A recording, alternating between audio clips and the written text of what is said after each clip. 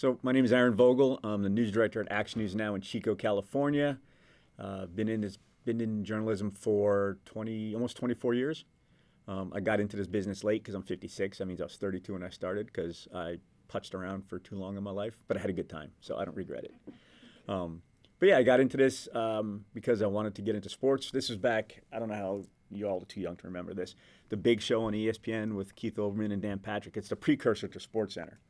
And now I'm like, that's what I want to do. That's what I want to do. So I went back to school to University of New Orleans and took some.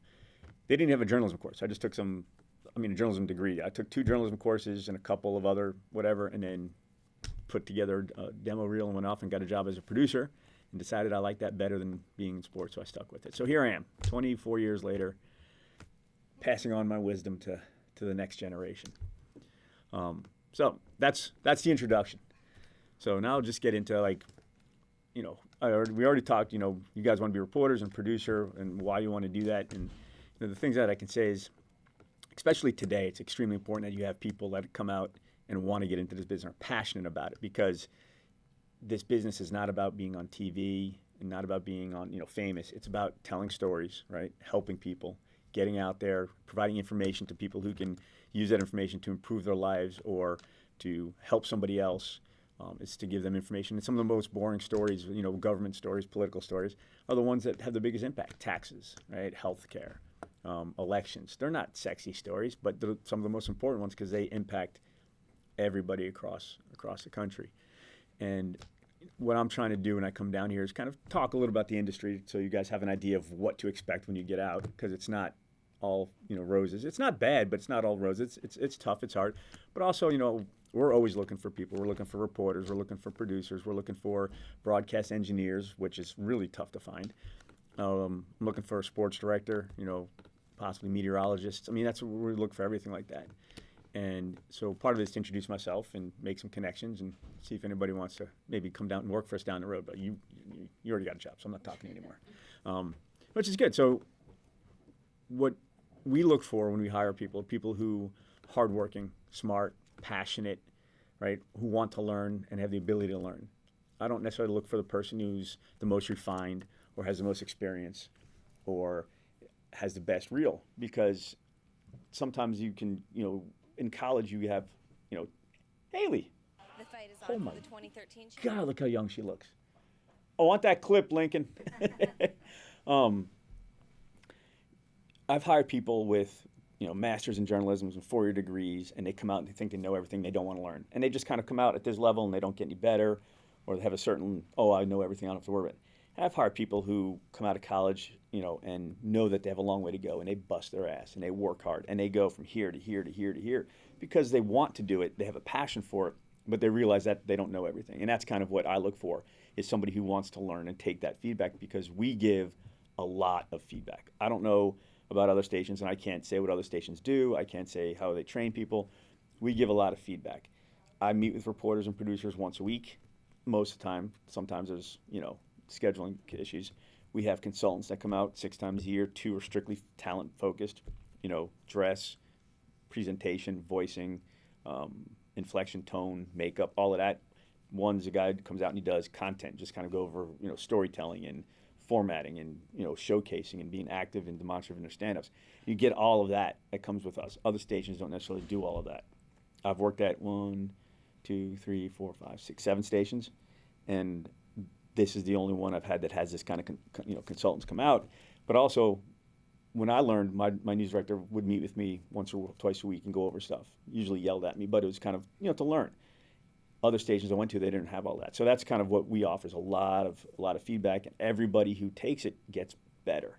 You have to be willing to look at it. If you look at it and go, oh, I'm too good for this, you're not going to get any better. And I've had people like that. And I've had people, come in and just learn and learn and learn and learn, and they get better. And that's kind of what we look for. So if you have that aptitude, if you want to get better, if you want to learn, if you want to help people, come work for us, right? But if you think you know everything, then, go to Los Angeles, right? It's a tough industry, especially nowadays with fake news and the divided country we live in. You have people who don't watch local news because it doesn't agree with their political views. Brandon, I'm sorry, I might pause every once in a while when I see somebody. Um, you'll get a lot of flack. I get emails from people, calling us fake news or liberal media, and they criticize the reporter because they said this instead of that. But if you stick to the facts and you give the facts, then it doesn't matter what point of view that person has. You have a defense to that. And that's kind of what you have to do. It's extremely important that if you get into this job, that you have a thick skin, and that you work hard, and that you want to tell the truth. A lot of people that I've talked to and tried to hire, they just want FaceTime. And I'm like, well, go be a TikTok star, right? And that's kind of a problem that's going on now is you have all these people who want to be on TV, they want the fame, but they don't want to do the actual work.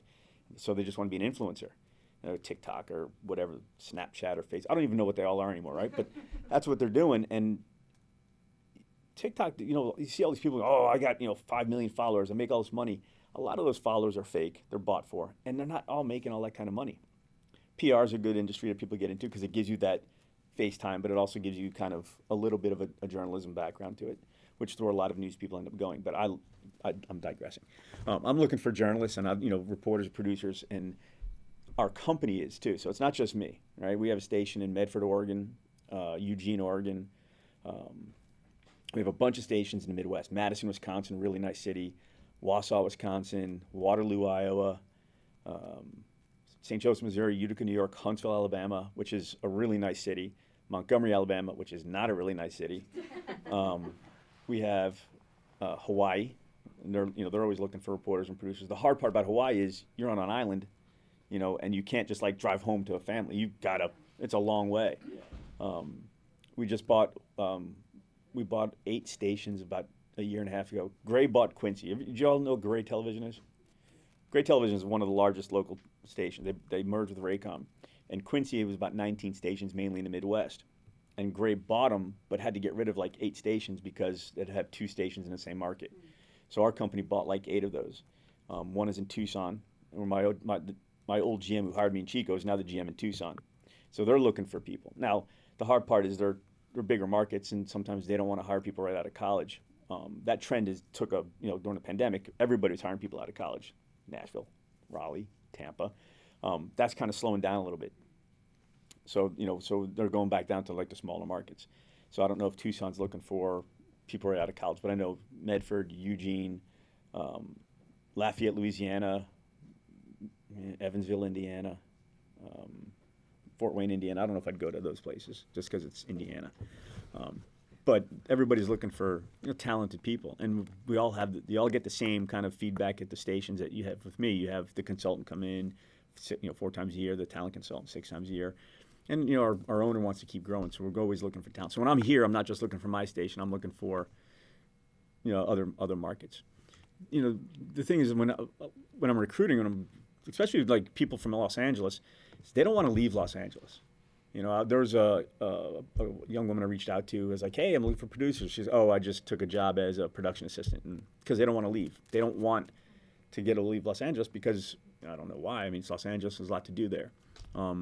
You got to kind of figure out if you want to be a producer or a reporter and you want to start as your job, you have to be willing to kind of relocate. It might not be far, Bakersfield, right? Palm Springs. Chico's not far, San Luis Obispo. I mean, they're all within driving distance, but it might have to be further away, like Bend, Oregon. But you wanted to go to Bend, right?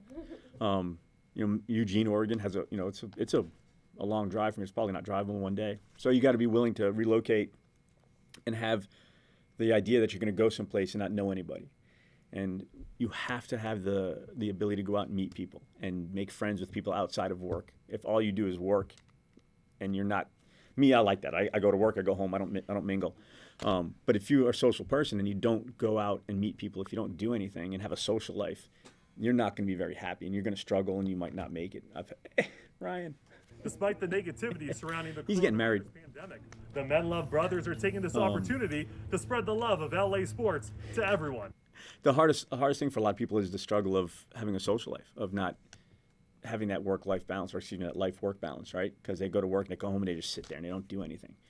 And you have to be able to do that. You have to be able to, here's work, here's my life. So that's kind of how it goes. Does anybody have any questions so far? Well, a couple things. Yeah. So I'm actually looking Midwest because I'm from Chicago. So I've been out here cool. for 20 years, but I moved out here when I was 18. So I've done the whole thing you're talking about of not knowing anyone and having to make friends.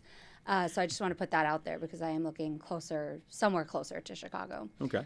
So Wisconsin, Indiana, Ohio, Rockford, Illinois. Rockford, Illinois. That's like right down the street from where I grew up, basically. We have a station there. Wow, nice. So, but one of my questions is when you go, besides looking at social media and like a city news service, what is your advice when a journalist goes into a new city that they've never lived in, they don't know anyone, and what is the best way to get stories besides just going to like the local restaurant or wherever? I tell you, that's a great question because the two things that young journalists struggle with coming out of college, story ideas and deadlines, right? So everybody gets social media, Facebook, Nextdoor app, they'll go to Instagram, they'll get on the paper websites and they look for stories. And you'll find stories there, right? Somebody posts, hey, I got my ripped off here, or I got this here, or I saw this, I'll check out this cell phone video, I got it, whatever. And you got to reach out to them and talk to them and see if they'll talk to you. So yeah, that's one way to do it. The hard part of that is it's not face-to-face. It's a message on Facebook or something. So they don't know you. You can't use your personality to sell yourself. You can't, hey, how's it going? So you definitely want to do that. You want to join all those Facebook groups, not just the police and sheriff and fire, but like the different groups. Like we have one called One Safe Chico, Stand Up for Chico, Stronger Chico. I mean, they're all different and they're all slanted, ultra left, ultra right, a little bit down the middle, right? So you get on them and you kind of, and a lot of people belong to the same one, but you see all the different things there. That's one way to do it. And unfortunately, that's what a lot of people coming out of college depend on. You have to be sociable. You have to be loquacious and garrulous. You have to be talkative, and you have to go out and meet people. And you can go to the restaurant, you can go to the gym, you can walk around the park. Just walk around and look what's going on in your community. Like you might see a sign or something. Oh, that's interesting. What's whatever. Or hey, why is that couch on the street here? Right? We did a great story that way. We had a morning meeting, and no one had any good story ideas. Like, oh, I saw this in the paper. Oh, I saw this. And my different assistant news director at the time, he goes, hey, man, I was walking around downtown Chico, and I saw all those couches on the side of the road and furniture. And they're like, well, where was that? And he goes, it was down here. She goes, oh, that's down where all the college kids live.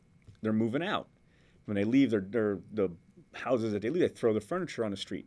And he's like, well, one was one had burned. It was on fire, which actually we had reported, and we didn't at the time.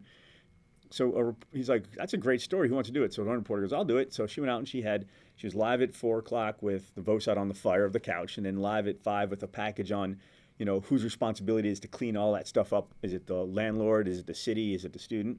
And then one with, when they put it on the street, where else can they bring it? What are their options? So that was a story that he found just walking around at like 7 o'clock in the morning and looking around. There was a sign in Chico. This is back when, a couple of years ago, it was a big homeless problem. If you're driving to Chico, it says, welcome to San Francisco, something or other, because they were comparing it to San Francisco with the homeless and the crime. So, and someone's like, wait a minute, that's an interesting story. Let me follow up on that. There was a Christmas tree. Hey, Camille. She just did her first live shot a couple weeks ago. Yeah. There was like a tree that gets lit up around Christmas time. And I was like, I was driving past. I'm like, what the hell is that? So I asked a reporter about it. I'm like, oh, yeah, it's this. I'm like, has everybody done a story on it? And they're like, no. So she talked to the family that maintains it. It was about a girl who died, got in a car crash right there and died. So things like that. That's what I would say when it comes to looking for stories. You can go on CNN.com or CBS News or ABC, and you can look at national stories and you can say, hey, how can I figure out how that's local here? And those are good things. But when you pitch a story idea, you have to pitch the story idea, not what you read. Mm-hmm. And that's the key. Right? A lot of people say, oh, I read in the paper, oh, the paper had this, this double murder, let's do that. Okay, well, how are you going to advance that? Well, what do you mean? Well, the paper reported already, right? So what are you going to do so we're not following the paper, right? It's how many murders have been in this year? Is it up? Is it down? How many people have been killed in this particular area? Was it drug-related? Was it gang-related? Was it, domestic violence? And then you spin all of that off. Hi. Hi, how are you? I am well. How are you? Pretty good. What's your name? I'm Savannah Taylor. Nice to meet you. Nice to meet you too. Glad you came in today and you took your time to speak to us. I actually have a question since I have the microphone. Okay. What would be your advice for someone who's just starting out and still trying to discover their niche of news that they want to cover or their passion of news. So you're just starting out in journalism, Yes. and you're not sure what aspect of journalism you want to go. Yes. That's You have tough. You have the technique, you have the skill, but you're not so sure. What drew you into journalism to begin with? The aspect of speaking and writing, I think, is what drew me in the most. And I like to tell stories, so I love to create. I feel like I'm at my best when I'm creating something, regardless of what it is. Okay, all right. Yeah. Confident, I like that. And do you want to be a reporter or producer or? A reporter or a producer, yes. Okay, and Those are mine. you're trying to figure out which one? Yes, basically. You know, there are a lot of stations where they hire you and you can do both. Mm-hmm. Like they're looking for a producer, reporter, producer, and you can go and kind of do both those things and kind of figure out what you want to do. Because a lot of people want to start as a reporter and they get there and they go, man, I wasn't kidding when I said, I don't want to carry around 40 pounds of gear when it's 115 degrees out. I don't want to go stand out in the rain when we're getting an atmospheric river and the winds are 40 miles an hour and I got dirt on my face because it's blowing. I had one of my meteorologists out doing a live shot, and he literally had to hold on to his car. He's going to get blown away. He's weighed like $110, right? Wow. I mean, he was going to get blown away. He's holding on to the camera here and a car here, and he's going live. It was crazy. So, you know, some people love that, and some people don't want that hassle, but they don't know that till they do it. Some people want to be producers, and they get in there, and the adrenaline rush of being a producer, sitting there and, you know, putting the whole show together. You have an hour long newscast, and you start at 9. It's got to be done by 4 o'clock. It goes on air at 5 o'clock, and you write, and then I got this great idea, and I can do this, and I can do that. And some people love that, and they thrive on it, right? And but your only communication really is with the people in the newsroom. You don't go outside the newsroom, and some people don't want that. They want to get out and mingle. So until you really do both, it's hard to really say how you figure. I want to just be a reporter. I wanted to be a sports journalist, right? Okay.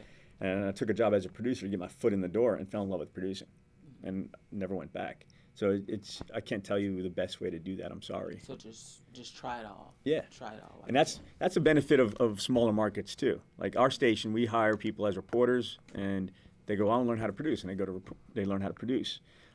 If they want to be an anchor, they usually start on the weekends filling in, but our weekend anchor produces the newscast. So if you want to anchor, you have to know how to produce. And some people like, oh, I love reporting, but I like anchoring, but I don't want to anchor the whole time because I love reporting. So they do the weekend anchor, like Ryan Ketchum, weekend anchor, reporter 3 days a week, you know, and you get the flavor for both. Haley Watts started off, she started before I got there, but she was a reporter, an MMJ, and then she became the weekend weather. She learned how to do weather because she thought she wanted to do that, and then she didn't want to do it, and then she became a weekend anchor. And then when her 5 p.m. anchor opened up, she became her 5 p.m. anchor / producer. And the original plan for that was find a 5 p.m. producer and then have her report and come in and anchor the 5. But she liked producing. She likes the creativity. She likes doing all of that. But she still misses reporting. So for the last 3 years, she's been producing the 5 o'clock newscast and anchoring it, and anchoring the 6 o'clock newscast. We promoted her to, we call it, the official title is managing editor, but she is in truth our assistant news director. So she's our assistant news director, 5 p.m. anchor producer, 6 p.m. producer, but she can do it all. She can fill in on weather if needed. She can teach people how to do stuff. So she does everything because she likes everything. And if that's you, if you like everything, you can find those kinds of jobs too. But Okay, so thank you. You're welcome. I hope that answered your question. I That know I did. couldn't really answer it. That did. I have my hopes set on South Carolina or North Carolina. I want to go back down south. And South start there. Kakalaki, huh? Yeah. Yeah. Well, is that where you're from? It's not where I'm from, but I have some family friends down there. So I kind of vacation there. So it's like I'm familiar with it. So which part of, does it anywhere in South Carolina? Because you got Charleston and then you got Greenville. Yeah. As far as working anywhere, like I'm flexible. But Greensville is the goal. But if not, then I'm open to whatever. Because it's Greenville, Spartanburg, Nashville. It's one market. That's like market 40. It's a trifinated market. You don't know what that means? Like It means basically you have three main cities roughly the same size. So you have, that's what's trifinated. Like we're a hyphenated market because we have Chico, Reading. They're roughly the same size and are 75 miles apart. We're based in Chico. Our competitors based in Reading. They have a station based in, I think, in Asheville, one in like Spartanburg, one in Greenville. So, okay. Yeah.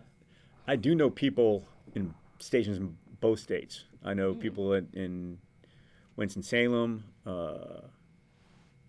Charleston, Columbia, Asheville, Raleigh, Charlotte. So, You got connections all over the place. well, when you're in this, you meet everybody, right? Yeah, that's true. That's true. So, have you started applying yet? I have. Okay. Have you heard anything back from anybody? I haven't heard anything back, but I'm finna turn into a fly and start bothering. Send me your reel. Oh, yes. Send me your reel. Take a look at it. Okay. Because depending on and every station's different. Like we look for reporters who are active and demonstrative. We want you live, not just standing there like this, but showing and walking and talking. We want a stand-up bridge in the middle that's demonstrative, showing something. We want an active close. If you're doing a look live, do you guys know what a look live is?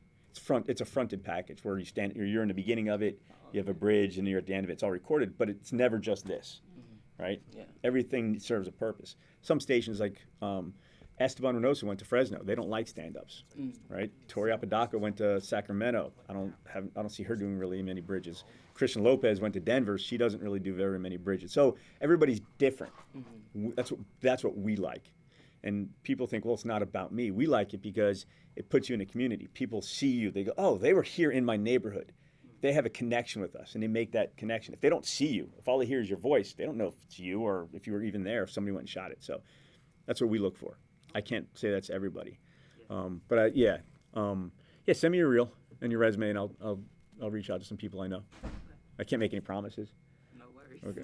Thank you. Yeah. You can do the same because we have a station in Madison, Wisconsin, Wausau, Rockford, Illinois, and we got like 10 stations in Madison. So send me your stuff too. They're all looking. Waterloo, Iowa. They were desperate. They were down to I think they were looking for meteorologists, 2 anchors, reporters, producers. I mean, they were down like a ton of people. Medford, Oregon was down 11, 12 people at one point. So it was tough. Hello. Hello. Thank you for coming out. I'm really excited. I was also just. I take tips, by the way. Yeah. And I just really like your personality, and I'm glad that you are the way that you are. Thank you. But Come work for me. You might not like it. I wanted to pick your brain on starting MMJs and the expectations, because I want to enter into my new station and be a workhorse and be able to handle anything that they throw at me. So within this next 6 weeks, what would you recommend somebody in my position to be doing in order to be the most prepared and be an actual asset to the station, instead of somebody else just being like, hey, I just want to start out my first market.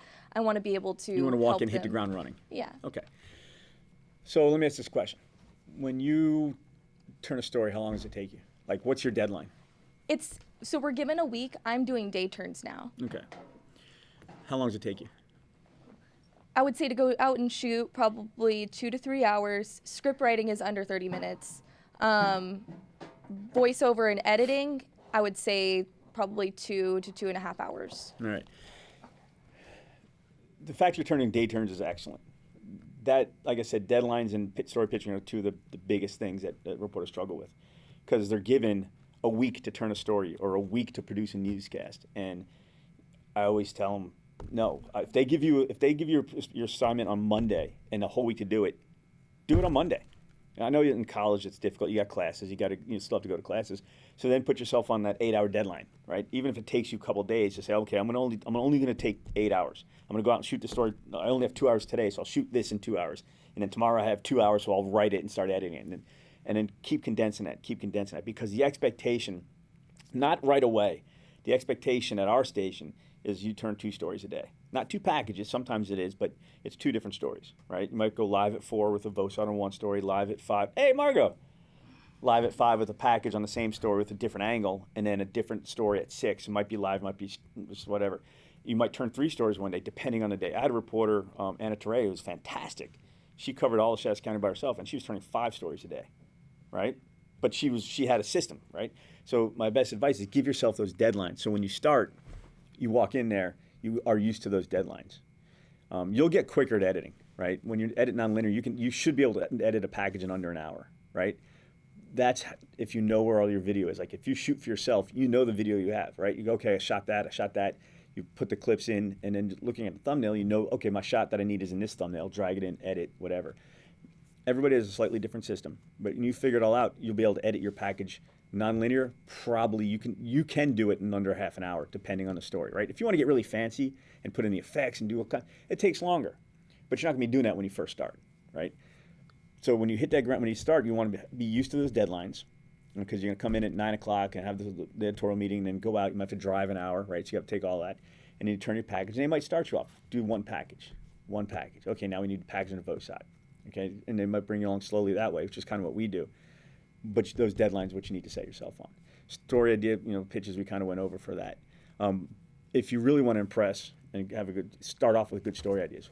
Like, if you know you're going to start on this date, start looking around a week or 2 weeks or a month before you get out there, just to see what's important to people. Join the Facebook group, see what's going on, see what they talk about, see what's important to the community, read the newspapers, look at all the websites, all the TV stations. And you can figure out what's important. And then when you walk in there, you go, okay, hey, here's what I saw, and here's my story idea. Here's what I think I could do. Now, they might go, well, we've already done that. And you say, okay, great. But, a lot of people, when they start, they get there and they start 2 days later. Always try to give yourself a couple days, move in, to walk around, to look around, to meet people, introduce yourself. And all of that really helps. That's the best advice I can give you is set yourself deadlines and condense those deadlines as you go. Like, if you can turn a package in 4 hours, you'll be fine. If you can pitch one good story a day, you'll be fine. And then as you get more familiar, just grow on that. And then one more question, sorry about that. How would you recommend to meet people? I'm ready to eat, sleep, and breathe news, and the only commitment that I have, aside from my boyfriend who's stationed in Hawaii, 6-hour flight away, is my dog Tofu. And your name's your dog Tofu? He's my world. But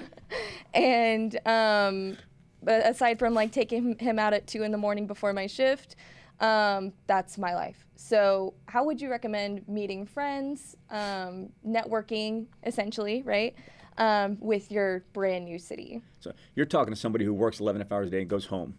Okay. So do you already know what shift you're working? Yes, I'm sunrise, so I'm from 4 to 1, which is what I wanted. I'm super excited. Really? Yeah.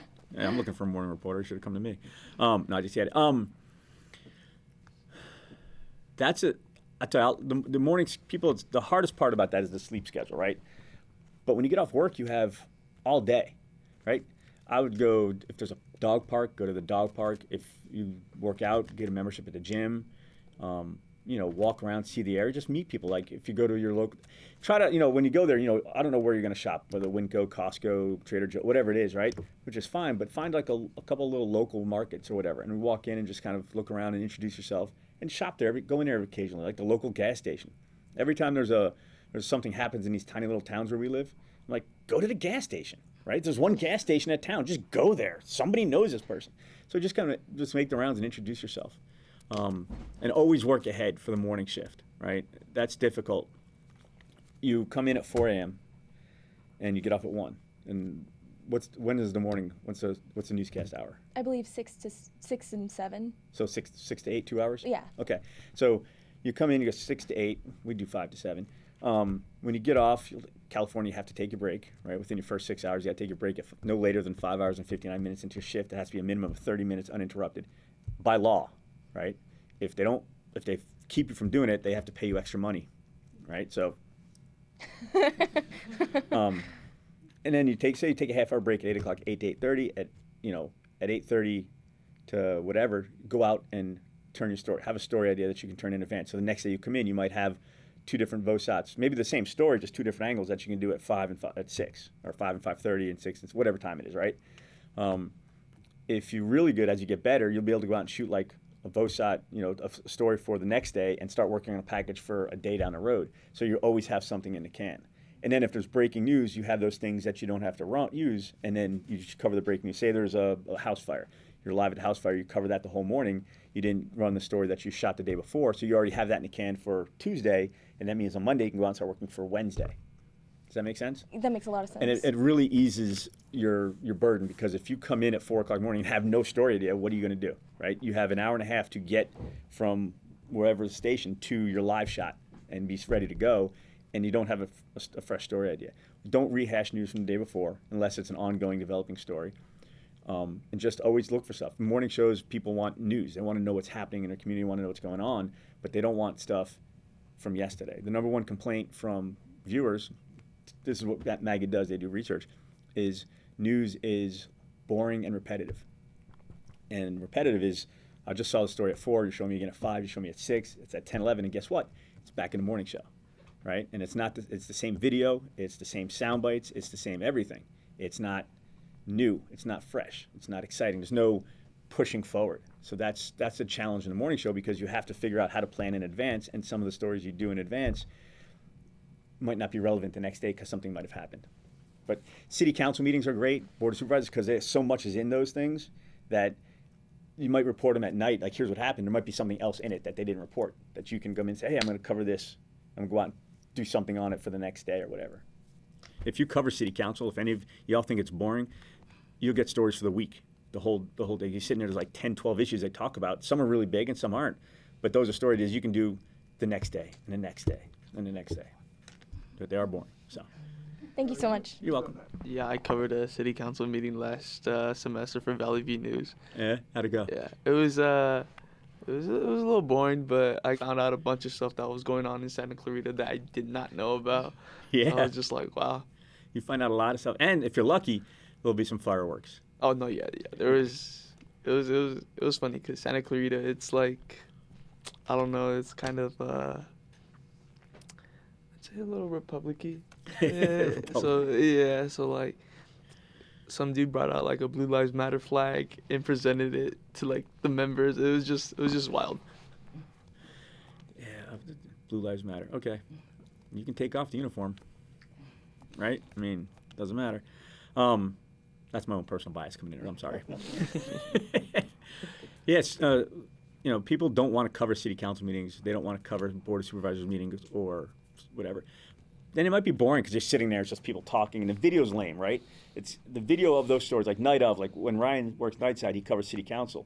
A lot of times his video is just BOPSA. Do y'all know what BOPSA is? It's an old school term. Bunch of people sitting around, or a bunch of people standing around. People don't want to see that. Like if somebody came and shot video of this, right, to put on newscast, and they just showed this for 30 seconds on TV, no one's going to watch it.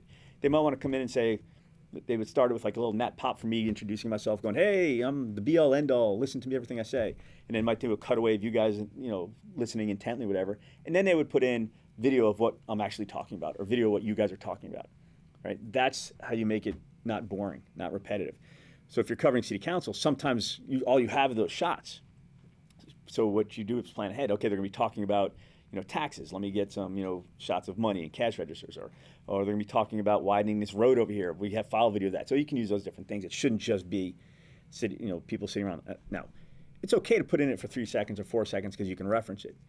But you get all those story ideas, and the next day you have, hey, I'm going to do this. I'm going to follow up on this story. I'm going to follow up on this story. I had a reporter in Savannah, Georgia, who covered city council. I think it was like Tuesday nights, and then it was every other week. And then the next week on Tuesday was board of supervisors. And he wanted to cover it every day. He'd go in there, and he'd come out at 5 o'clock. He'd do it. Here's what they're talking about. Do a live hit. And then he'd put together a little voice out for 6. And then he'd put together a little voice out for 11. But he came out of it with like 10 story ideas. I mean, he had so many story ideas he couldn't do them all because he'd get 10 out of city council, 10 out of board of supervisors. So you get those, and you always have that story idea. She's always like, oh, yeah. Light bulbs, light bulbs everywhere.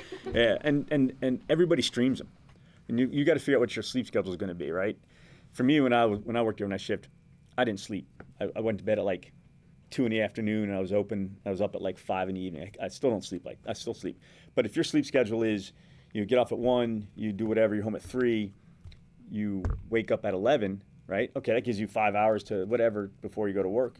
I can watch the stream the city council meeting. I can stream whatever. Now, some are earlier in the day. You can do all of that. You can watch the news, and that's where you get some of the stuff coming in, and you can push forward. But always try to work in advance. Yeah, you're giving me several light bulb moments. I didn't even think about that, and also spreading those out. During this talk, I'm actually just utilizing what you said about newspapers, and I'm like, okay, so where's the nearest? What's the biggest Bakersfield newspaper? Okay, so what's this? So yes, and I'm like, okay. I take Tofu out at 2 in the morning. Tofu. Wake up, take him out. He's a Pomeranian, by the way. He's super cute. And then go to work, probably get in by 4. But what's the routine? I've seen YouTubers film their lives as morning news reporters and then also be like, oh, well, I go in and I do my makeup, blah, blah, blah. but it doesn't seem realistic. Is that? When you walk into work, you should be ready to go. Yeah. You should be ready to go on air, right? And I tell anchors this, and most of them come in ready to go. And they're not fully made up, but if there's breaking news and you have to go on air, right? If you walk in and your hair's pulled back and curlers and you're not ready to go, and there's breaking news, you're not going to get ready. You don't have time to get ready. And if you stop to get ready, that's a huge issue. Like if I have a reporter walking the door and I'm like, breaking news, I need you to go. And like, well, let me go put my makeup on. I'm like, all right, you're done. Get off. You're going, right? And like, oh, I want to go to breaking news. Too late. You can't take that time. So you want to walk in dressed, Already done. makeup on, Okay. ready to rock. And when you walk in that door at 4 o'clock, because if you walk in at 4 and they're like, hey, we got breaking news, you need to go, you're out the door. And if there's no breaking news, you can go in there, you can get your gear, you can sit down, you can enter your scripts if you haven't already. Most stations have a rundown where you can write your scripts in advance. Ours is called video placeholder, so the morning reporter writes their stuff in there, so when the producers come in, they can take it, move it in, and the reporter comes in, have to write anything. So if you don't have the time to do it in advance, you can do it that day. Or if you have to come and finish editing. I'm really glad that you said that, because I think that I was given a false pretense through influencers, if you will. I mean, she was out of Cincinnati, Ohio. She's no longer in news just because everybody's exiting. But yeah, I do appreciate that, because I think I just didn't have a great idea on what actually does go on in the morning because of those videos I used to watch, especially in high school. That's probably why I wanted the morning shift as well. Morning shift, I mean, the benefits, most of you when you start, you're not going to get the 9 to 5 or 9:30, 6:30 job, right? You're going to work weekends. You're going to work the overnight. You might work the night shift, the 2:30, 11:30. And there are benefits, all that. So if you get in there, if your first job is weekend, don't look at it like, oh, it's weekend, I can't do anything, I can't drink, I can't go out with my friends, right? You're going to get off most of the days at 6:30, unless your night's out on weekends. Then you go in late and you have the day to do stuff. But if you're working Monday through Friday, 9 to 6:30, and you have to go see a doctor, or you have to go to the bank, or you have an appointment, you got to take a half sick day. You got to take a vacation day. You got to use those hours up. If you're working weekends, you don't, right? You can still hang out with your friends after you get off work. Oh, I got a doctor's appointment. I'll go Monday, or I'll go Tuesday, or what dentist appointment. I'm not using my vacation. So you have all your vacation to use when you actually want to go on vacation. Working the 11 o'clock newscast, you don't come in until 2:30. Same thing. You can do all your stuff in the morning. When I did the night shift, I'd wake up at I don't sleep, I'm telling you. I'd wake up at 7 o'clock in the morning. I'd go to the gym. I'd go shopping. I'd clean my house. I'd go to the doctor, whatever it was. And when the weekend came, I'm free. I don't have to do anything, which, not that I did anything anyway. I'm just laying around the house. The overnight, same thing. I'd get off work at 9:30. I'd go to the gym. I'd go grocery shopping. I'd go see a matinee. They used to have matinees. I don't know if they still do anymore. I'd go see a matinee, and my weekends were all free. And those are benefits. You always look at. Don't look at it as like, oh, I have to work weekends or the shift. It's like, okay, well, this gives me all this time. Well, maybe I can't go out to dinner every night with my friends at 6:30 because I'll be asleep, but you can still do it occasionally. And if depending on your sleep schedule, you might get off work at 1. You go home and say, well, I'm going to go home. I'm going to stay up till dinner, and then I'll sleep from 7 to 3. It all depends on how you adapt that schedule. Yes, I'm very excited to go to Stater Brothers at 2 p.m. Go to what? Stater Brothers, the grocery store. Oh.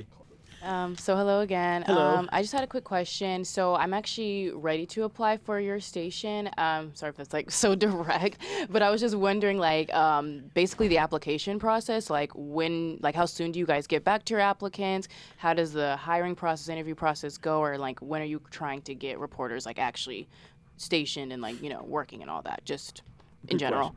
My advice to everybody is you want to start looking about 6 months out, right? So you want to start looking, if you're graduating in May, you probably should have started looking, in general speaking, right?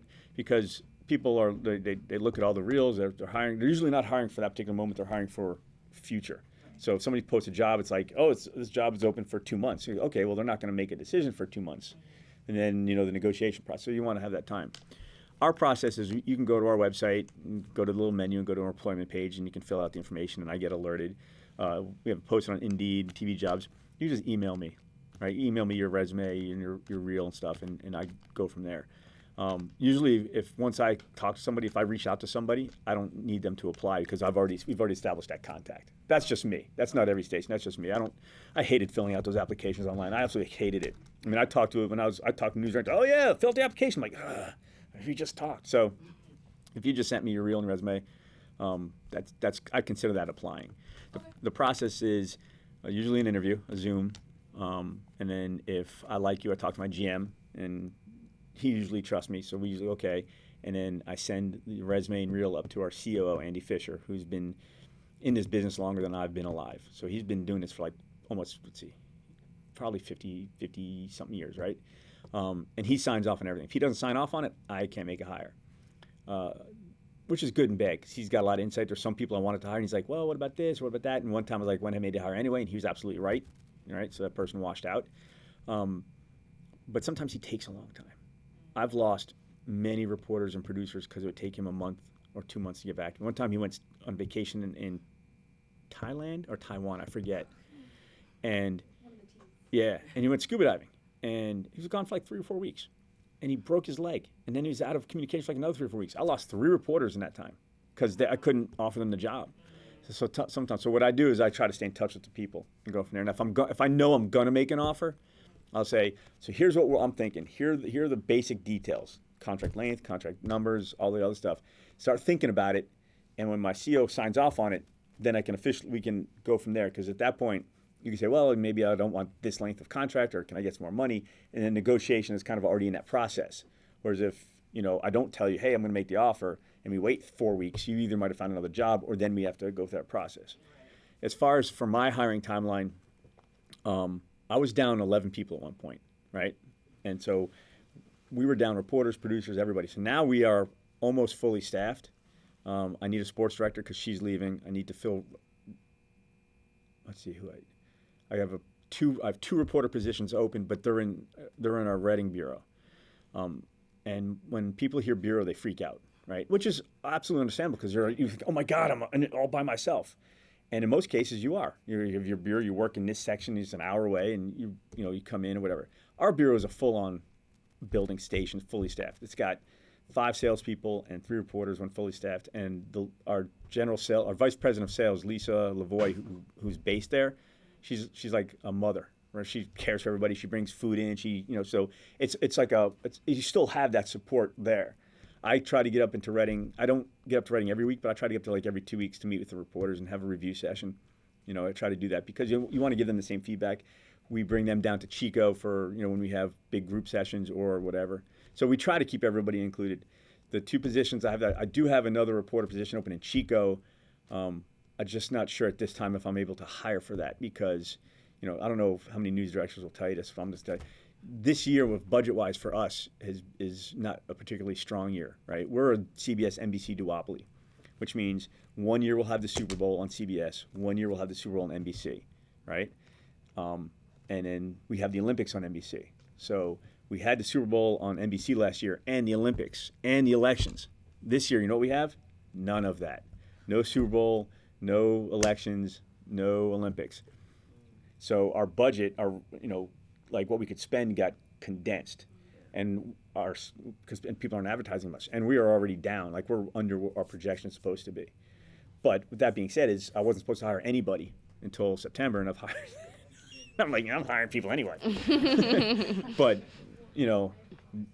my GM is like, we need to hold off a little bit. So the people in Reading I absolutely need. Mm-hmm. The person in Chico I might not be able to hire right away. Okay. That being said, that doesn't mean I won't. Doesn't mean I won't try. Mm-hmm. But we graduate in May. Yeah.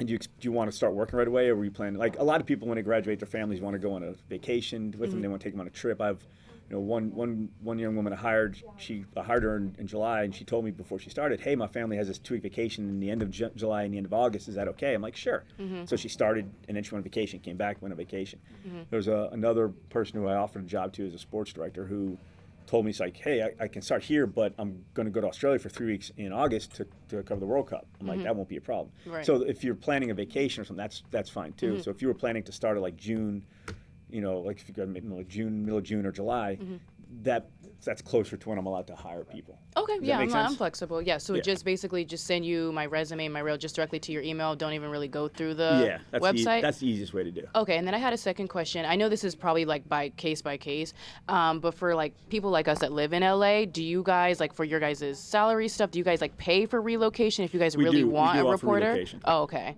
Hi, my name is Safita, and I just had a really quick question. Like, what's something that you really look when it comes to reporter reels or packages? Like, what's something that you really like? For example, a demonstrative stand-ups? Yeah, so when I look at reels, basically you want to start the reel, put a little slate on the beginning, name, email, phone number, whatever. It used to be like up for like 8 to 10 seconds, but now you can put up for like 2 seconds because it's all digital. It's easier to pause. And then you want to put 45 seconds to a minute's worth of your stand-ups, your best live shots, your stand-up bridges, your look lives, active demonstrative, showing something, not just standing there, but showing me you're at that location for a reason. Tell me why you're there. And then after that, go right into 3 of your best packages. And it should show you like what you can do. Like if you have a really great breaking news story, really great investigative piece, a really great human interest. I don't call them features because features to me says that's like, oh, look at the cute bunny, right? A human interest is telling a person's story, right? If you have those different stories and they're good, put them on there. So it shows your range of what you can do as a reporter, okay? If you're looking for an anchor job, then start with your anchoring stuff. But coming out of college, getting an anchoring job is very difficult. So that would be my advice and be demonstrative. Don't just, again, it's not just, and you can be demonstrative with not being overly active. You could be standing in front of something and say, let's just say you're standing at the beginning of a road and you can't go down the road because it's muddy or something, right? You can say, so-and-so joins us live at XYZ road. How's it look? Well, as you can see, I can't even get down this road because it's too muddy. And you just kind of turn and point. You can get behind the camera and show what you've done. One of my favorites is you have the camera like this, and you have it set where it's pointing towards you, and whatever you're pointing at here, you just kind of turn, and you just point, and the camera's following your line of sight. So you're literally pointing on camera at what they're supposed to look at. Anything can really work, but definitely you want to be active and demonstrative. I already have my passion when it comes to news, and it's politics, and everybody here knows it because I'm the only one. But how do I establish that as a reporter in my starting market that my focus wants to be on politics, and I want to be the person who goes and covers like the city council and the local politics in the city, but also at the national level? Well, one, not a whole lot of people like to cover politics, right? So that's good. I'd let your news director know. Say, hey, listen, I'll cover any story you want me to cover. I love telling stories. I love meeting people. I really have a special passion for covering politics. I want, if there's a political story that's out there, and I would love to be given the opportunity to cover it. If you walk in and say, I'm a political reporter, all I want to do is politics, your news director's like, yeah, tough shit. You're not going to get that. Because as a reporter, you're expected to cover everything, right? You have to know everything about your community. Not like everything deep dive, but enough that if you're covering, say you're covering education and you're covering health and you're covering infrastructure and you're covering politics and you're covering COVID, right? But let's just say you're out sick and there's a big story happening on your beat. Somebody has to cover that. So you have to know that. So everybody has to know a little bit of everything. So you're expected to cover every story that's out there. And you might be out there covering a story you think is the biggest story of the day, covering a political story, and they might go, hey, we got breaking news. I need to yank you off and go to this breaking news. You just have to be willing to do that. Because the political story, most of them, you can report the basics of here's what happened today. The follow-ups can always happen after that. But let your news director know that you're really passionate about politics. Say, listen, I love politics. I love covering, local politics. I love covering, our city council, our board of supervisors, our, honestly, unfortunately, but our school board meetings are now very political, right? I love to cover our state representatives. National politics is a little more difficult as a local reporter. You don't have the access to all that stuff. Everything that you're going to have access to is basically coming down off of the feeds, right? And a producer can say, well, I'm going to run this story about, Biden and this, and I got this. And you're like, well, I want to do that. Well, how are you going to make that different? You can take that information and go talk to people about how that might impact them. But it's very difficult to cover national politics from a local station, unless you live in D.C. or, a big city, New York, Los Angeles, things like that. And then last question. My studio is very, very small, and it covers 4 different cities in the area. How do I establish, because it's all about being close to the community, but how do I establish being close to every community? Because all of those cities are different, and it's such a wide kind of circle of area that I have to cover. So are you based in the main station? I'm based in the main station, but it's it's in Central Oregon, and it's so small that I'm covering Bend, Redmond, Terrebonne, Mount Bachelor, like. How far away are they? Redmond is about an hour, Terrebonne's an hour and a half. Probably the most is like 2.5 hours. So the best thing to do is if you're going to cover those. Now, are you positive you're going to be covering all of those markets, like that's your beat. Those cities are everybody covers. That's it's the only studio, it's the only news channel in that area. But you're not the only reporter that's going to be covering those cities. No, Okay. yeah. I would just kind of keep on top of what each city's going through. Track their city council meetings or supervisor meetings, track their school board meetings, look at the local newspapers, and then get to those cities. Try to get to, as you start, even if you go out, like, I don't know how much time you're going to have before you start. When you first get there, drive to the cities, each one, and walk around, meet some people, talk to people, tell them who you are, write down your name and your work email if you don't have business cards ready, and just kind of hand it. Here's what I'm doing. And that way you have people that can call you, that will connect with you as you're working. Even if you can't make it there, Zoom is a wonderful thing, right? You can Zoom interview those people. Not every story, you'd love to have great video for every story, but if it's an important story and you can't get there that day because you're doing something else, do that Zoom interview, ask them to send you a couple pictures, or do a Zoom interview with the map, or whatever it is. That's how you establish the relationships with the people in those communities. And then it's just every day, hey, what's going on, anything big, and then to the point where they call you, whether it's the mayor or the police chief or the sheriff or the school teacher or the bus driver or the cook at Waffle House. You don't have Waffle House out here, never mind. I wish. Yeah, me too. And then you develop those connections, and they'll be calling you. And then you have to understand that they might call you on your off day. They might call you when you're not at work, and just hey, listen, thanks for calling, I appreciate it. And be polite, but let them know, hey, I'm not working right now, but give me the information. I'll pass it on to the station, and that way they know they're being heard, that somebody's listening to them. Mm-hmm. Your stations seem really flexible. So when it comes to covering some sports, probably similar to her question, is it just let your news director know that you are interested to do some of those stories and kind of find your own stories in that realm? It depends on the station. Mm-hmm. So we have a one-person sports department, right? She's actually leaving soon. She came in. The first week was kind of meeting people and finding out who everybody was, and then she came up and she developed her own stories. But she was only sports. I didn't pull her off of that for news, like I did with my previous sports people. Brandon Benitez was one of them during the pandemic. There was no sports. Right, and so he didn't do sports, and eventually we let him out to go do sports. Yeah. If they hire you as a news reporter, multimedia journalist for news, and you want to do sports, and you have a sports story, not a highlights, not covering a game. Right. No, an actual. You tell them, hey man, I got this great story. There's this kid who's playing soccer. He's blind, or he has a prosthetic leg, or whatever it is. Don't overstep your sports departments. Go to them saying, hey, I want this real man.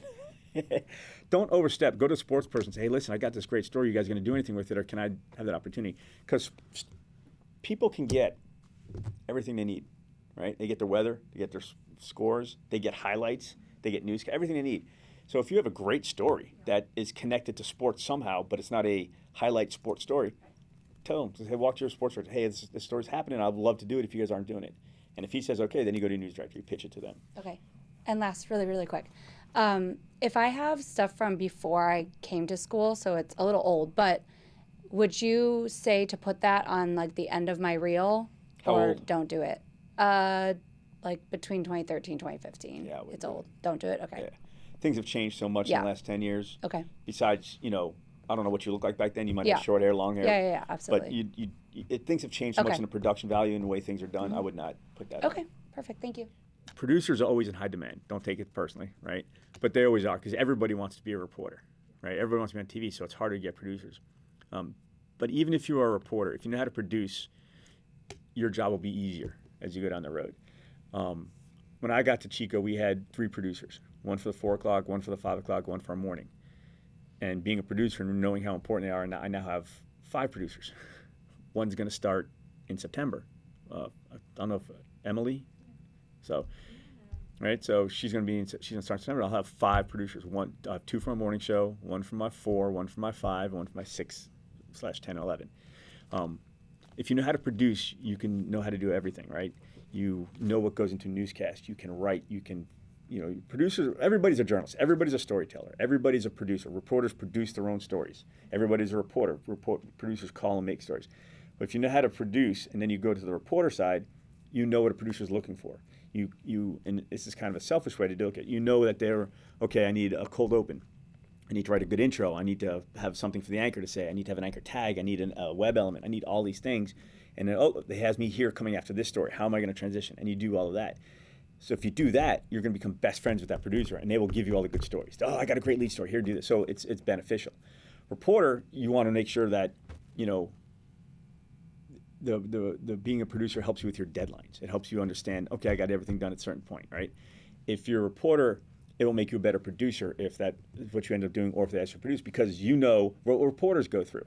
You know what they have to deal with when it comes to, shooting and writing and editing and going live and standing up. So it's a symbiotic relationship. So that's kind of, yes. Yep, Mike.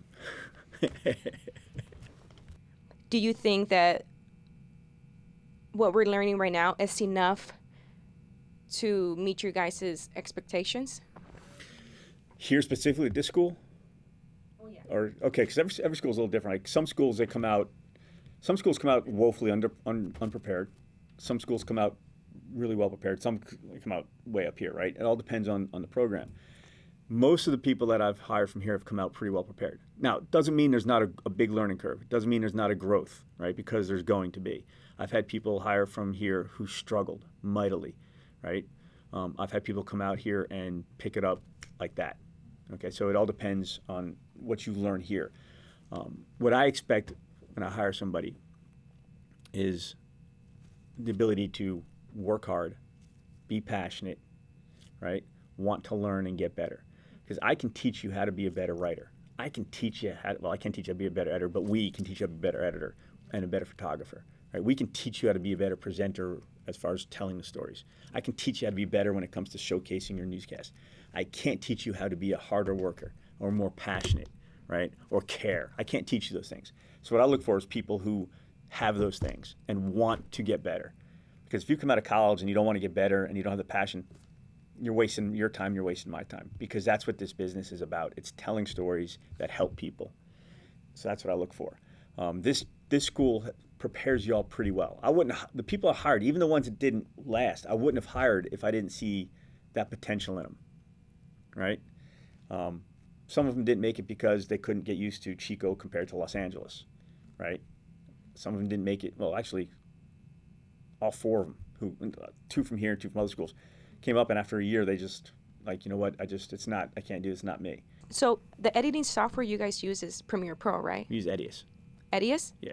Is that similar to Premiere Pro? Yeah, Edius, Premiere Pro, Final Cut, they're all very similar, right? They all use, nonlinear, quick keys, mouse, whatever, drop and drag, things like that. They're all very similar. Some have different quick keys, some have different effects, some have more. So it all depends. But if you know how to edit nonlinear, you'll pick it up pretty quick. Also, with practice, do you think as lives will come much easier? Because right now I'm struggling with that. There's a difference between as live and live, right? As live is recorded, right? Live is you're live, right? And it's at the beginning it's daunting, a little intimidating because you're going live and you're going, oh my God, I got 500,000 people watching me. Just think in your head, you're talking to one person. Whoever you're talking to the camera, but it's really just one person. And then you kind of get into that, oh, I'm just talking to my mother or my father or my grandmother or my boyfriend or my husband or my sister or my wife. And you get into that habit, you're just talking to that person. And you're just having a conversation. You're not regurgitating. A lot of young reporters, and this is where they struggle, is they're trying to memorize their whole script. And it sounds memorized. It sounds very stiff. And then they stumble. They forget where they are and they get stumbled and they lose their track. And that's when you get that deer in the headlight moments. And everybody has it, right? So it's nothing to be ashamed of.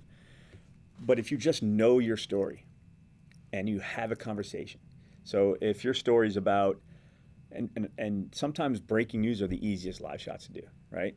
So it's like, hey, breaking news in downtown Chico, 3 people hurt in a bad crash. Action News reporter Aaron Vogel joins us live on First Street. Aaron, what can you tell us? Well, take a look behind me. It's a hot mess back here, right? They had 3 cars, 2 totaled. They rushed 3 people to the hospital. Police blocked off this whole section over here. They're going to keep it closed down for a while. I'm not exactly sure how long it's going to be, but I'm going to go work to find out that information and who caused this crash, and I'll check back in with you. That's all that is. But people overthink that, and they try to get all the notes, and they're trying to. Police say that the red car hit the green Toyota Subaru, right? That's not important to the story, right? And no one talks like that. The only time that the color or the make of the car means if they look similar, right? If you have like a green Toyota and a blue Hyundai, then you might want to mention that. But other than that, you don't get caught up on that. Yeah, so pretty much just be descriptive of you're at scene. What do you see? Tell us. Exactly. And that's for breaking news, and it works for everything. Like if you're doing a story on Habitat for Humanity building homes after campfire, and you're live, but that's the same thing. You're like, hey, so and so joins us live in Paradise where they've done this. How much work did they do today? Well, they painted 4 houses, and this is one of them. Take a look. They painted the trim. It's white. They got the house. It's yellow. And if it's a happy story, maybe not my favorite color scheme, but it looks good. Right? And you just kind of talk. Now, I did talk to some of the people who volunteered, and they tell me that they came up here because it makes them feel good to give back to the community, and they think it's important because Paradise once was a thriving town, and they're trying to bring it back into your soundbite. Oh, yeah, I love Paradise. It's one of my favorite communities. I love coming up here. I wish it was revitalized. Come back here. Again, they're going to be out here all weekend long painting these houses. If you want to volunteer, there's still time to sign up and come on out. Live in Paradise. Aaron Vogel, Action News Now, covers your account. So it's all very similar if you know the story, right? Memorizing is where it gets hurt. Now, it's okay to memorize that first sentence because you're looking at the camera, and then you have your notes that you can go off of. A lot of people memorize that first sentence, and they don't know what the second sentence is, and they're like, and there's like a 5-second delay, and then they look down and they're just reading. And at the beginning, that's what you're going to do because you're nervous, you're not used to it. But you want to get into the habit where you know your story, and you just have bullet points. Where if you forget what the thing is, you just look down, okay, that's my next spot, and you go from there. But if you want to practice being live or doing as lives, a couple ways. One that I always suggest is stand in front of a mirror, put your phone off to the side, and record yourself. Don't look at your phone, and just talk to the mirror like you're telling a story, right? Type up a little story or whatever.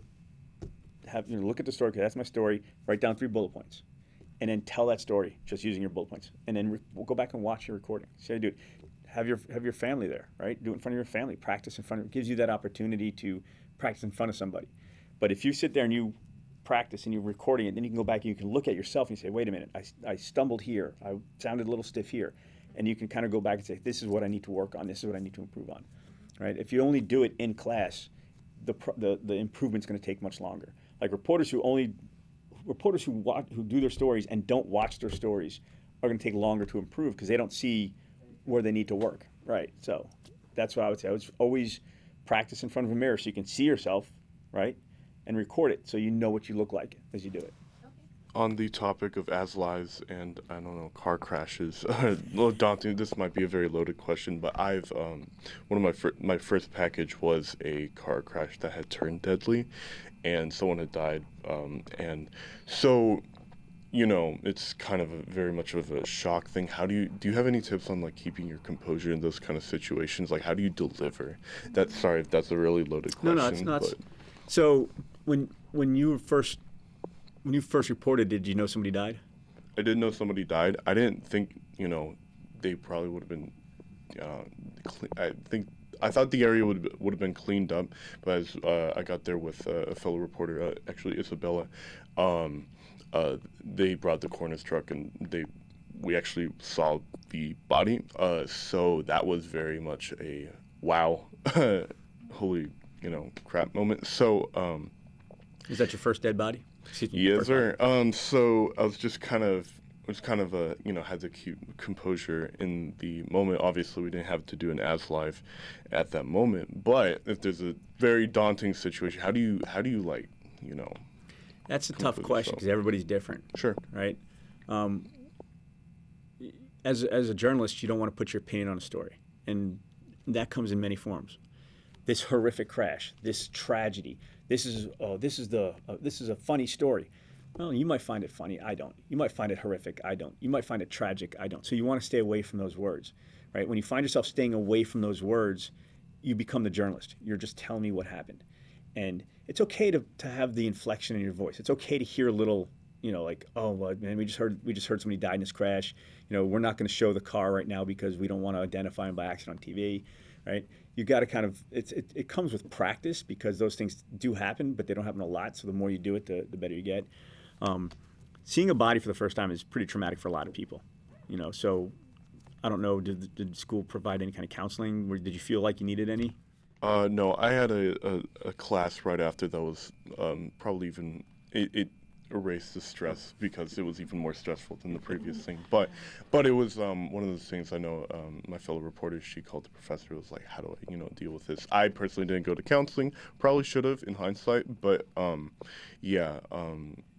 that be something you recommend? Yeah, like one of our reporters saw a body for the first time, in one of our ponds, and she was pretty shook up about it.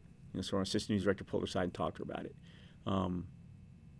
I've seen a lot of dead bodies, and I'm kind of cold and uncaring. They don't affect me that much. So I understand that does affect a lot of people. So we try to talk to them, and if they're okay. I had a reporter who saw a body for the first time. I'm like, you okay? Do you need counseling? No, I'm fine.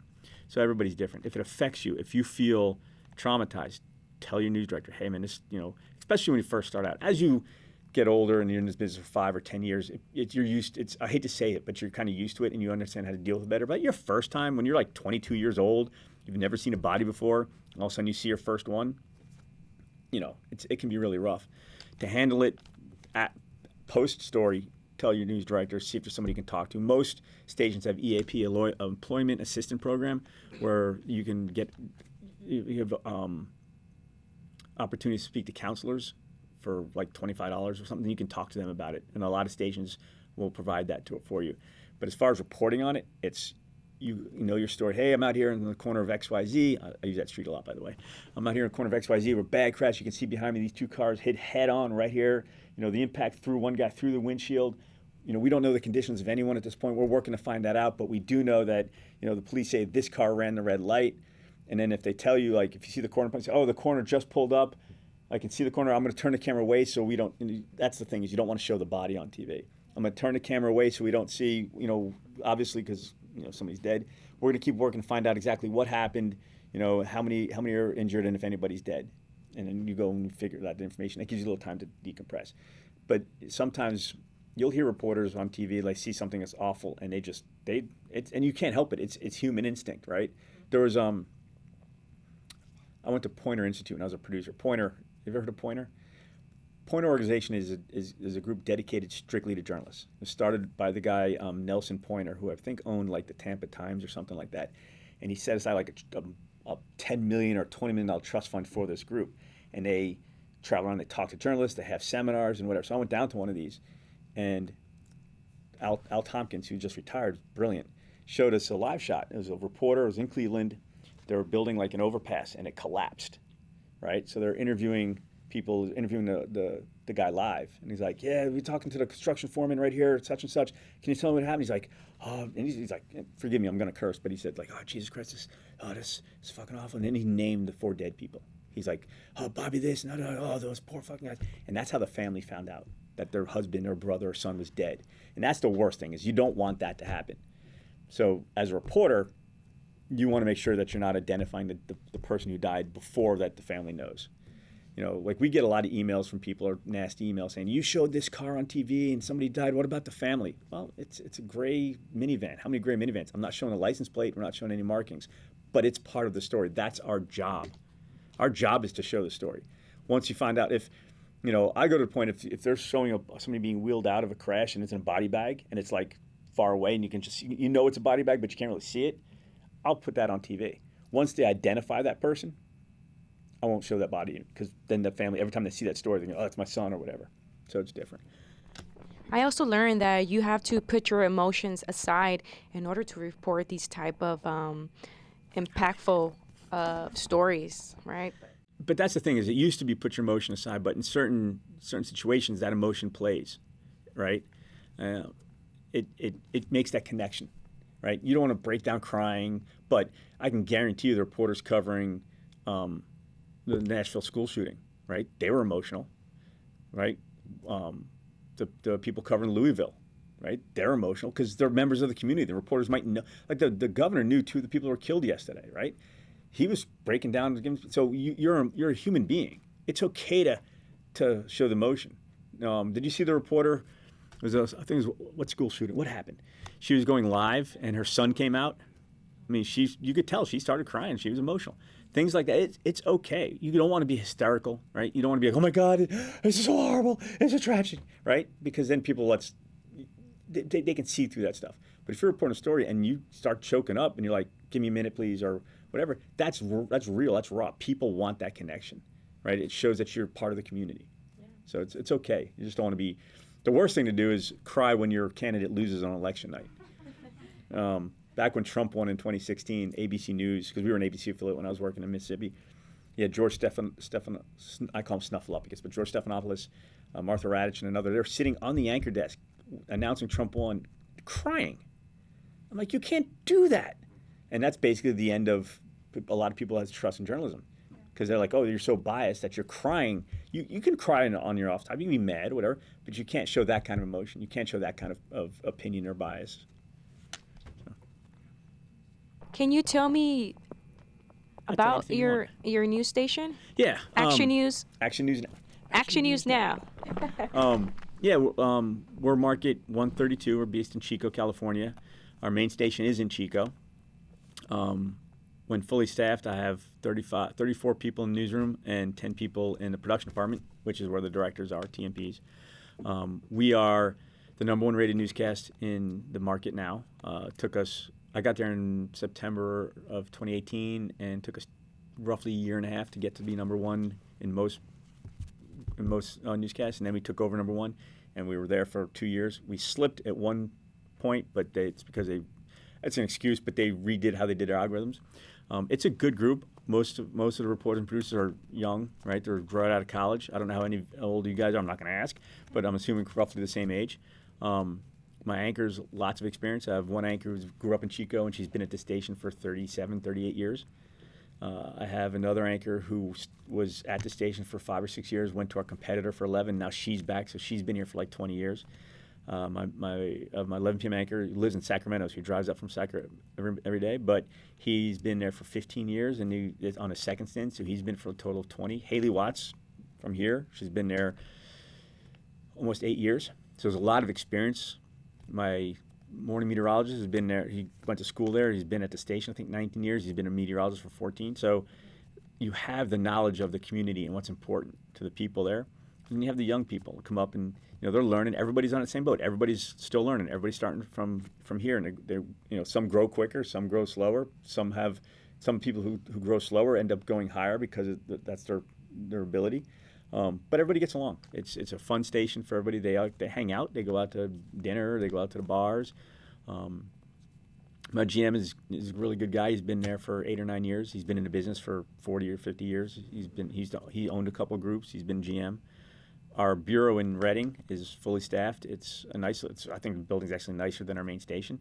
It's got, when fully staffed, it has five salespeople, 3 reporters, and we cover 6 counties. And we have Butte County, which is here, which is our largest county, and then we have Glenn County, and then we have Tehama County, and then Shasta County, which is our second largest county. So Reading is in Shasta, Chico's in Butte. We cover all of that, plus Trinity and Modoc.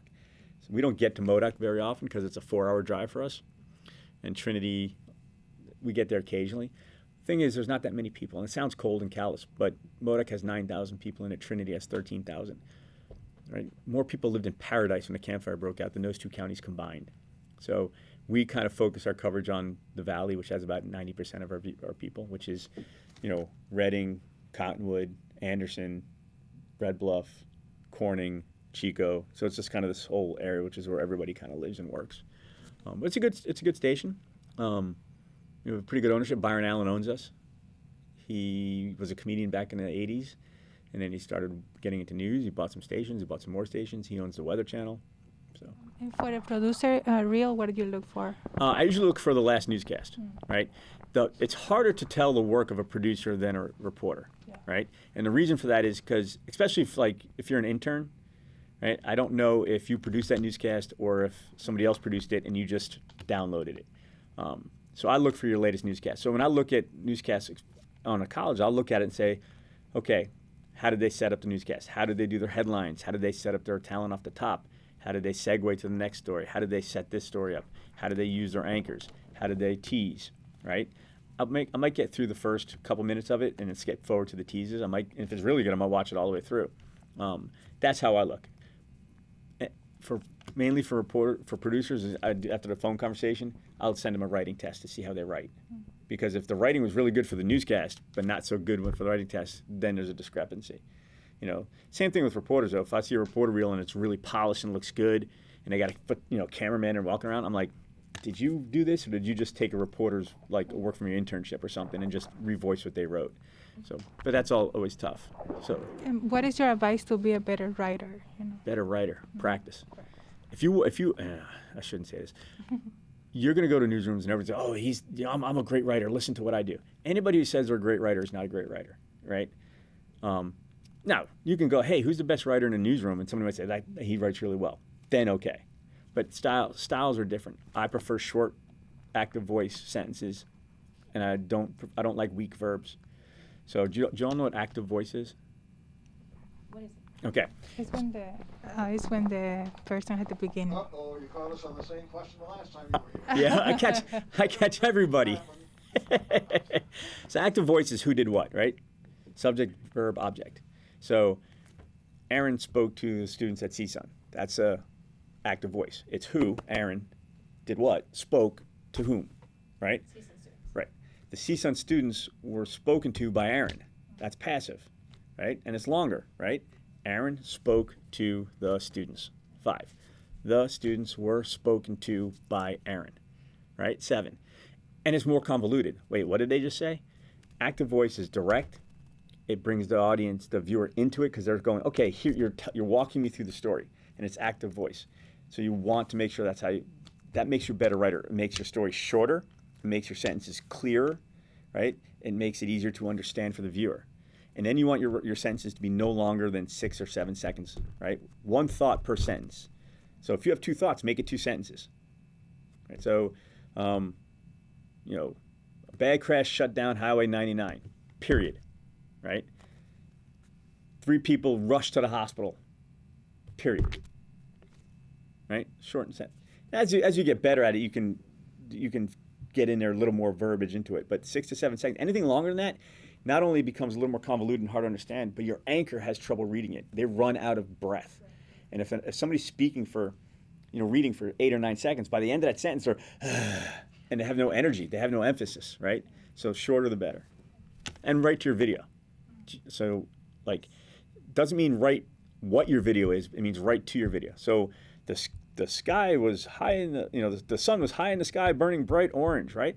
That's one way of saying it. But man, the sun was burning bright and the heat was bearing down on me. Because then you can, you're telling me what the visuals are without telling me exactly that, right? It's see dog, say dog, but not the brown and white dog was running down the street when it went left on such and such. Man, the dog bounded out of the car and ran down the street, right? It's discrepancies, a little bit of variation, but it's not so much that. But that's what I mean by write to video. The ultimate goal for a newscast, and it's very difficult to produce, even for the best producers, is you start with your headlines and you end with your final story. And you want to take the viewer seamlessly through it, right? Transition from one to the next, to the next, to the next. It's not always possible, right? Because you always want to do content of a format. So if you start with like a triple murder, then you have like a big story that's coming out of city council where somebody got suspended or whatever, you're going to do that. And that's a hard transition. And then you go back to a different crime story, whatever it is. But that's the goal. It's like I'm reading a book, right? A newscast, think of it as like a book, chapter 1, chapter 2, and you're transitioning. Each chapter leads into the next chapter. That's how you want to think of stories. I didn't know any of this when I got out of college. I didn't know a lick of it, right? I didn't know how to produce. I didn't know how to take a feed. I could barely edit, and this is tape to tape back in the day. I didn't really know how to edit nonlinear, so I didn't know anything. I sat down with the producer for a week. She showed me how to do everything, and then off I went. And I made mistakes, but it was a small market. It was market 184. And it was a different day and age. So pretty much you were saying how to be a better writer. So you're always writing in broadcast style, right? Okay. There's a book called Aim for the Heart. Oh, I have that book. Al Tompkins wrote that from Pointer. It's a great book. What's your favorite chapter? Oh God, I can't remember. he's actually it's probably not even the same book now because he's updated it. I want to say, and I'm only going to say it's my favorite because it's the only one I remember. Is when he's talking about, was it the Soldier Homecoming? Is that the one? It's been a long time since I picked it up, but it's there sitting in my drawer, but I need to pick it up and read it. Read that. It's a good book. Yeah. Al Tompkins is help you write. Okay. Listen to the way Steve Hartman, you ever hear of Steve Hartman? Steve Hartman is an amazing storyteller. Not a hard news, right, but a storyteller. And he did this thing back in 20, 30 years ago called Everybody Has a Story, where he would find a person, tell their story, and at the end of that story, they would turn their back to a map, and they'd throw a dart at the map.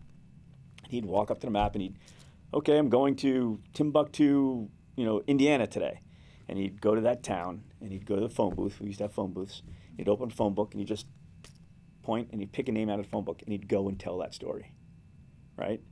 And that's what he did. Everybody has a story. He'd find a story. And those are old. He still does similar stories, but not the same thing. Great storytellers. That's what you want to do to learn how to write for TV, right? You're writing for the ear. You're writing for the eye. You're telling the story. Steve Hartman, Boyd Hubert. Watch CBS Sunday mornings. They're great storytellers. 60 Minutes, Dateline. All those things, even though they're long form, they're still telling a story. But Steve Butera wrote a good book called Write How You Speak. I think it's Steve Butera.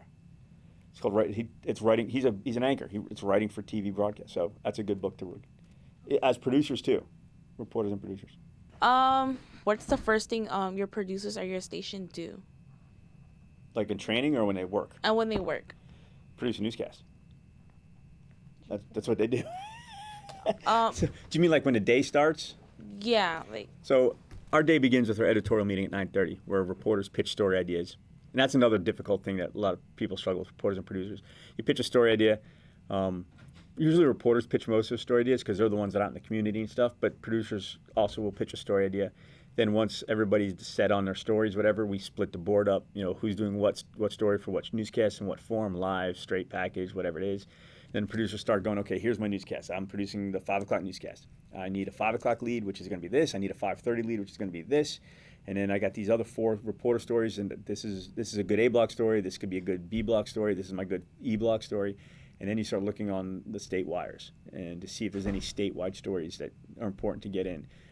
You look through news releases that we get, it might be from police about an arrest or whatever. You look on the CBS and NBC and CNN feeds to see what's coming down that might be, because they can do it regionally, California, what's going on. And then as you start building out, okay, what's going on big nationally? I'll look at the big stories. And then just kind of fill it in. And so as you produce your newscast, things move around. Like, this is going to be great stuff from A block. And wait a minute, this is better here and this flows better there. And you move things around. And you write it, you put the story in, you write it, you put the VO command in, you put the supers in, you do it all as you go through. And it takes, the timing of it is difficult for people when they first get there. Because, again, you're not used to doing it daily. You might produce a half-hour newscast. You might have 3 days to do it or whatever. You start working news, you have 8 hours to put together a hour-long newscast. Not as difficult as it seems, but it's intimidating a little bit. I usually bring business cards, but I left them on my desk in Chico. But if you have any questions, Lincoln's got my email. Feel free to email me or look me up on LinkedIn. Just Aaron Vogel. The beautiful face is the headshot.